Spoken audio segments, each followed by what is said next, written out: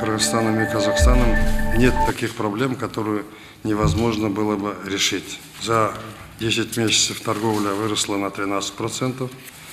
Казахстан является одним из основных партнеров Кыргызстана и одним из основных инвесторов. За эти годы вложено порядка 650 миллионов долларов в кыргызскую экономику. Действует несколько сот совместных предприятий. В Казахстане работает больше 700 предприятий с участием кыргызских бизнеса и капитала. Теперь мы работаем в условиях евразийской интеграции. Сейчас в узком кругу мы рассмотрели широкий круг региональных политических вопросов, которые нам надо решать.